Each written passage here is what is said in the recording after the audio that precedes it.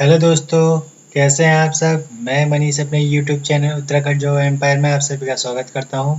अभी हाल ही में आपको पता होगा कि उत्तराखंड में वन लोगों का एग्ज़ाम कंडक्ट हो रहे हैं और उस एग्ज़ाम में क्या क्या क्वेश्चन पूछे जा रहे हैं और कैसे कैसे क्वेश्चन पूछे जा रहे हैं, उस चीज़ का एनालाइज मैं आपको कराना चाहता हूँ।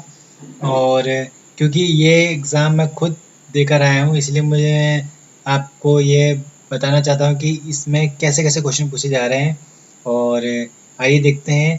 इसमें पहला क्वेश्चन पूछा है कि आईयूसीएन का हेडक्वार्टर कहाँ पर स्थित है, और इसका एग्जैक्ट आंसर होगा ग्लैंड, स्विट्जरलैंड। और इन एग्जामों में जितने भी शिफ्ट हो रहे हैं उन सभी में इन्वायरमेंट से रिलेटेड, जैसे बायोडाइवर्सिटी हो गया और आपका वाटर डे हो गया, किसी से भी संबंधित डे और उनका हेडक्वार्टर जो भी ग्लोबल लेवल पे हैं, चाहे नेशनल हो चाहे इंटरनेशनल, वो सब पूछे जा रहे हैं। और ये पूछा गया कि इंटरनेशनल सोलर अलायंस का हेडक्वार्टर कहाँ पर है, जो कि गुरुग्राम हरियाणा में है। ये एकमात्र ऐसा हेडक्वार्टर है जो इंडिया में है स्थित है, जो कि इंटरनेशनल है। बाकी सब आपको पता है कि सारे विदेशी कंट्री में ही सारे हेडक्वार्टर हैं जितने भी हैं। और इसी में पूछा जा रहा है कि एशिया में घास के मैदान को क्या कहा जाता है, स्टेपीज। और यूरोप में घास के मैदान को क्या कहा जाता है, स्टेपीज। इसलिए यूरेशिया में, मतलब एशिया प्लस यूरोप, यूरेशिया, इनके घास के मैदान को स्टेपिस कहा जाता है। और जैसे कि ऑस्ट्रेलिया हो गया, ऑस्ट्रेलिया में घास के मैदान को डाउन्स कहा जाता है। और साउथ अफ्रीका में घास के मैदान को वेल्स कहा जाता है, या फिर क्या कहते हैं, आपका सवाना घास के मैदान भी आपका ये साउथ अफ्रीका में ही है। और अमेरिका में आपका पियरी घास का मैदान कहलाएगा। और ऐसी हर शिफ्ट में घास के मैदान से जरूर क्वेश्चन पूछा जा रहा है। और यहीं पे देखिए, यहाँ पे मानव मस्तिष्क के पीछे का अंग, मतलब जो मानव मस्तिष्क है हमारा, उसके पीछे के अंग को, भाग को क्या कहते हैं, उसको कहते हैं सेरिबेलम। अभी आगे मैं आपको एक डायग्राम दिखाऊंगा, उसमें देखा है कौन सा पार्ट कहाँ पर है, इसमें बताया जाएगा। और क्योंकि मानव मस्तिष्क से एक क्वेश्चन जरूर पूछ रहा है हर शिफ्ट में।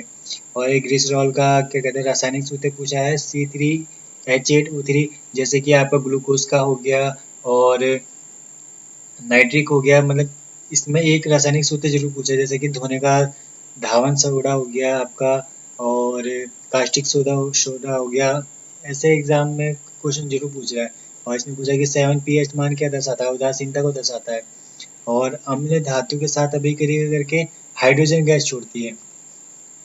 और अम्ल में अधिकतम कौन सा तत्व पाया जाता है, हाइड्रोजन। और पौधों में उपस्थित हार्मोन नाइट्रोजन को बदलते हैं, किसमें, नाइट्रेट में बदलते हैं। जो कि उसमें जितने उपस्थित जो भी हार्मोन है, जो क्योंकि वो डायरेक्ट नाइट्रोजन को ग्रहण नहीं करते हैं, पहले वो नाइट्रोजन को नाइट्रेट में कन्वर्ट करते हैं, फिर पौधा उसको एक्सेप्ट करता है। किसी घन के समपृष्ठीय क्षेत्रफल पे कितने फलक के कोने होते हैं, जैसे एग्जैक्ट ऑप्शन में 12, 6, 7 और 20 आया था, इसका आंसर 7 होगा। और निम्न से किसका यूज हम प्रेस और ब्रेड, जो ब्रेड हमारी टोस्टिंग होती है, मशीन होती है, उसमें हम इसका यूज, किसका यूज करते हैं, जो जिसका ऑक्सीडेशन नहीं होता, जिसमें मतलब आसानी से जंग नहीं लगता, तो हम क्या कहेंगे उसे, नॉन मेटलॉइड, मतलब अधातु। मेटलॉइड नहीं, नॉन मेटल, सॉरी।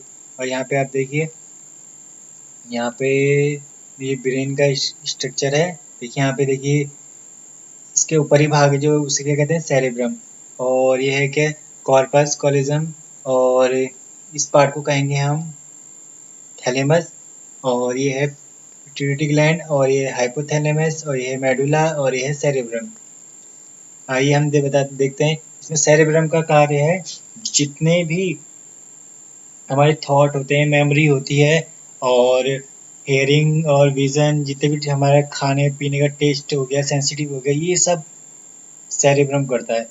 जितनी भी हमारी ये प्रक्रिया हैं, सोचने की और सुनने की। और इसी के साथ यहाँ पे ये वाली ग्लैंड है हमारी, ये थैलेमस। इसका काम क्या है, ये रिप्रोडक्शन में हमारे हेल्प करती है। और ये है हमारा हाइपोथैलेमस। हाइपोथैलेमस में क्या है, जैसे हमको भूख लग रही है, प्यास लग रही है, दर्द हो रहा है, प्यार है, घृणा है, जैसे कि ये सारी की सारी जो हमारी फीलिंग है, ये हाइपोथैलेमस ही कंडक्ट कराती है। और जो हमारी है, और ये हमारा जो ये सेरेब्रम है, सेरिबेलम, सॉरी सेरिबेलम है। इसका काम है हमारी बॉडी को बैलेंस बना के रखना। जितना जो भी हम अब सीधे खड़े हो जाते हैं अपनी इच्छा अनुसार, और जो सीधे खड़े रहते हैं वो इसी के थ्रू रहते हैं। और आपने देखा होगा कि दारू पिया हुआ व्यक्ति सीधा नहीं खड़ा हो पाता, वो हिलता डुलता रहता है, क्योंकि अल्कोहल पीने पर ये सेरिबेलम जो है इफेक्टेड हो जाता है, जिस कारण ये जो भी शराबी आदमी होता है, शराब पीने वाला व्यक्ति होता है, वो कभी सीधा ढंग से नहीं खड़ा हो पाता, क्योंकि ये खुद हिल जाता है। कहने का मतलब ये इफेक्टेड हो जाता है। और जो ये स्पाइनल कॉर्ड है, ये हमारी रीढ़ की हड्डी जो भी हमारा वो है उससे कनेक्ट रहता है। और ये जो है मेडुला, इसका काम है जितनी भी हमारी अनैच्छिक क्रियाएं हैं ये सब उन क्रियाओं का संचालन करता है। जैसे हमारी आँख का की पलकों का टिमटिमाना कहेंगे, और जैसे कि सांस लेना हो गया, हमारी पाचन क्रिया हो गई, और जैसे किडनी का कार्य हो गया, हमारे हार्ट की जो हार्ट बीट हो गई, वो सब यही संचालन करता है उसको, और कहने का मतलब उसी को कनेक्ट करता है। और इसी के साथ पूछा गया है कि जब किसी लोह चुंबकीय पदार्थ को गर्म किया जाता है तो उसकी चुंबकीय प्रवृत्ति कैसे हो जाती है। मतलब अगर किसी भी मैग्नेट को अगर हम गर्म करते हैं तो उसकी उसमें क्या प्रभाव पड़ता है, तो वो एक अनुचुंबकीय पदार्थ की तरह काम करता है, मतलब परमैग्नेट की तरह कार्य करता है। और जैसे कि कोई भी फेरामैग्नेट है, उन्हीं पदार्थों में पाया जाता है जो कि जिनकी बनावट विशेष प्रकार से, मतलब ये क्वेश्चन पूछा गया था कि फेरामैग्नेट है वो उन्हीं पदार्थों में पाया जाता है जिनका मतलब उनकी बनावट कैसे होगी, उनका साइज कैसा होगा, उनका स्ट्रक्चर कैसा होगा, क्रिस्टलाइट होगा।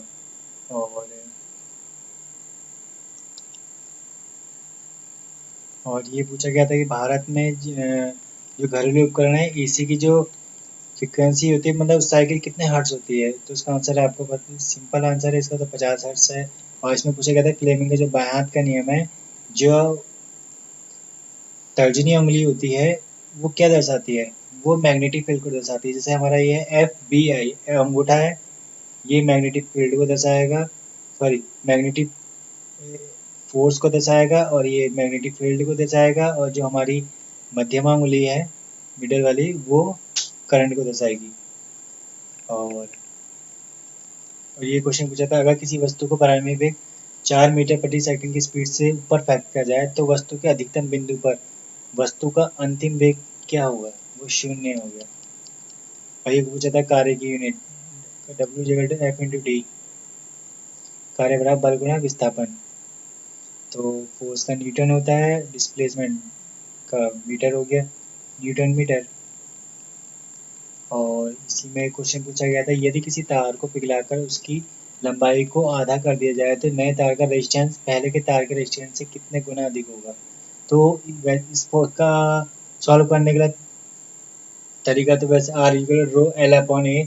आपने एग्जाम में स्कूलों में जो भी हाई स्कूल में है इसका तरीका कुछ अलग सीखा होगा, लेकिन एग्जाम में कंडक्ट करने के लिए आपको इसका एक शॉर्टकट तरीका है। अगर जितना भी एग्जाम में पूछा जाए कि लंबाई को आधा कर दिया जाए, दुगना कर दिया जाए, तो अगर जितना भी दिया जाएगा तो आप पहले तो उसको एक क्षेत्रफल के एरिया पे रखेंगे। फिर यहाँ पूछा गया था इसको आधा कर दिया जाएगा, तो हमने यहाँ पे क्षेत्रफल एरिया इसको आधा कर दिया, 1/2 रख दिया, और जो भी पूछा जाएगा उसका स्क्वायर कर देना है, तो हमने इसका स्क्वायर कर दिया, तो ये कितना हो गया, 1/4 हो गया। अब हम 4 को ऊपर ले आए, अब इस कितना हो गया इसका आंसर 4 गुना, तो ये कितना हो जाएगा 4 गुना हो जाएगा। और इसमें पूछा है कि जल की अधिकतम मात्रा कहाँ ठोस रूप में पाई जाती है, मतलब कि कौन से, जैसे इक्वेटोरियल पे हो गया, मतलब और भूमध्य पे, या फिर मकर पे, या फिर कर्क रेखा पर, जैसे और ट्रॉपिक ऑफ कैंसर या फिर ट्रॉपिक ऑफ कैप्रिकॉर्न में से कहाँ पर पाया जाएगा। जाहिर सी बात है ध्रुवों पर हमेशा ठंड रहती है, इसलिए वहाँ पे बर्फ के रूप में पानी मिलेगा। और जो बेतला नेशनल पार्क है वो कहाँ पर स्थित है, ये पूछा गया था झारखंड में। और ये पूछा गया था कि जो तवा डैम है वो किस राज्य से संबंधित है, तो इन्होंने दिया गया तवा डैम, राज्य तो दिया नहीं था इन्होंने, तवा डैम का संबंध इन्होंने सतपुड़ा नेशनल पार्क से है। हमें पता है कि अगर ये सतपुड़ा नेशनल पार्क एमपी में है तो हम इसका आंसर एमपी चूज़ करेंगे।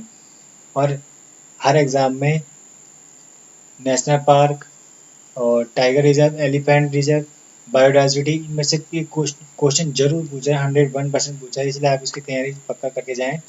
और ओजोन लेयर ये कहाँ पर पाई जाती है? समताप मंडल में पाई जाती है। और ये पूछा गया कि सरदार सरोवर बांध के खिलाफ जो आंदोलन हुआ था, उस आंदोलन का क्या नाम था? नर्मदा बचाओ आंदोलन, क्योंकि सरदार सरोवर बांध नर्मदा नदी पर ही बना हुआ है, जो कि गुजरात में स्थित है। और ये पूछा गया कि बायोगैस गैस में उपस्थित कच्चा पदार्थ क्या है? गोबर है। और इसमें ऑप्शन आया था गोबर, मिट्टी और दो ऑप्शन होते हैं। बायोगैस में उपस्थित गैस कौन कौन सी होती है? CO2, मीथेन और हाइड्रोजन। ये क्वेश्चन पूछा गया था। उसमें पूछा गया था ट्रिप्सिन नामक एंजाइम पाया जाता है कहाँ, किसमें? अग्नाशय में, पैनक्रियाटिक में। और गंगा नदी में कॉलीफॉर्म जीवाणु के बढ़ने का कारण क्या है? सीवीएस का जो डायरेक्ट हम नदी में फ्लो कर देते हैं, इस कारण उसमें जो भी कॉलीफॉर्म है, जो भी कि ई कॉली बैक्टीरिया को खत्म कर रहा है, जो कि ऑक्सीजन की मात्रा को बढ़ाता है, उसको खत्म कर रहा है कॉलीफॉर्म। इसलिए मानव मस्तिष्क में उपस्थित कौन सी है जो कि 24 घंटे की नैतिक क्रिया को, जो भी हम काम करते हैं, एक बायोलॉजिकल क्लॉक की तरह कार्य करती है। जो पीनियल ग्लैंड है, इसका काम क्या है? जैसे हमें पता है कि सुबह हमें 5 बजे उठना है, तो हम बिना अलार्म के भी हमारी आंखें खुल जाती हैं। और ऐसा क्यों? क्योंकि ये पीनियल ग्लैंड है, एक हमारी थर्ड आइज की तरह काम करती है, तीसरी आंख की तरह काम करती है, जो कि हमें बिना अलार्म लगाए हुए ही हमें उठा देती है। भूमध्य रेखा पर पाए जाने वाले वन कौन से हैं? Forest, equatorial rain forest. और प्लांट की कौन सी स्पीसीज पानी को दो भागों में बांट सकती है? कोरल रीफ, जो कि मूंगा चट्टानों से मिलकर बनी होती है। और ये एक रीफ होती है जो कि एक आइलैंड भी है। जैसे कि आपने सुना होगा कि ऑस्ट्रेलिया के पास एक बहुत बड़ी कोरल रीफ है, जो कि एक इतनी ऊंची है जैसे कि एक आइलैंड की जैसे। और आपको पता है अगर कोई भी पानी के ऊपर भाग में कुछ ऊपर से अगर एक टापू जैसा आ जाता है, वो पानी को तो भरा हुआ भागों में बांटेगा ही बांटेगा। और ये पूछा गया था कि मायोपिया निकट दृष्टि दोष में आप कौन सा लेंस यूज करेंगे? कॉनकेव लेंस करेंगे, क्योंकि निकट दृष्टि दोष में जो है, जो भी हमारी इमेज है वो रेटिना से पहले ही बन जाती है, और उसको हमें रेटिना तक लाने के लिए हमें उसको कॉनकेव लेंस का यूज़ करेंगे, क्योंकि कॉनकेव लेंस का यूज़ कहाँ करते हैं? लाइट को फैलाने के लिए। और ये पूछा गया है कि साउंड की जो फ्रिक्वेंसी है वो क्या डिफाइन करती है? पिच, तारत्व को। इसमें ऑप्शन ये भी था कि वो उसकी फ्रिक्वेंसी को करती है या फिर इसकी वेवलेंथ को करती है, तो इसका आंसर होगा पिच। और क्वेश्चन पूछा गया था जो इनसैट वाली सैटेलाइट है पृथ्वी के कौन से ऑर्बिट पर भेजी जाती है? वो है लोअर ऑर्बिट पे। और अंतर्राष्ट्रीय धान चावल अनुसंधान IRRI स्थित है फिलीपींस में। और ये पूछा गया था जो विटिकल्चर है वो किससे संबंधित? तो इसका सही आंसर होगा अंगूर। विटिकल्चर अंगूर से संबंधित है। और ऐसे एग्जाम में पूछा जा रहा है कि शहद किससे संबंधित है, और आपका कृषि किससे संबंधित है, फलों का आपका किससे संबंधित है। और ऐसे ही क्वेश्चन जरूर पूछ रहा है इनमें से। और उत्तर भारत की विशाल मैदान रचना जो है वो किस मिट्टी से बनी है?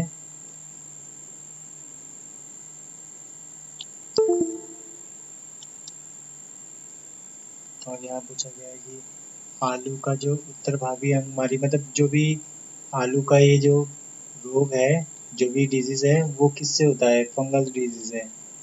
और ये पूछा गया था the convention strategic plan for the biodiversity कब तक के लिए थी? 2011 से 2020 तक। और इसको कब बनाया गया था? 2010 में इन्होंने बनाया था। The father of the Indian ecology Ramdev Mishra ji. Indian fertiliser headquarter कहाँ पर है? इसका हेडक्वार्टर यूपी नोएडा में। और एक क्वेश्चन पूछा गया था, इसमें एक रेजिस्टेंस दे रखा था और इसकी जो प्रतिरोधकता थी वो दे रखा था, और इसका जो तार का जो व्यास है, डायमीटर है, वो दिया गया था। ठीक है, और इसमें निकालनी थी हमें तार की लेंथ निकालनी थी, तो इसी में ही इन्होंने दिया था। और यहाँ पे देखिए, हमने यहाँ पे जो एरिया है, तार के आकार कैसा होता है, जैसे मेन पॉइंट है तो गोल होता है, तो ये, तो इसे ए इक्वल टू क्षेत्र ले, इसका A equal to pi r square हो गया। तो यहाँ पे हमने इसकी वैल्यू पुट करी है, और वैल्यू पुट करने के बाद जो हमारा आंसर आया है 122.7 मीटर। और इसी के साथ ऐसी क्वेश्चन आया, अभी तो मुझे इतने ही याद रहे, और अगर मुझे और याद रहे आते हैं तो मैं आपको ज़रूर बताऊंगा। और इसी के साथ अगर आपको मेरी वीडियो अच्छी लगी तो please like and subscribe. Thank you.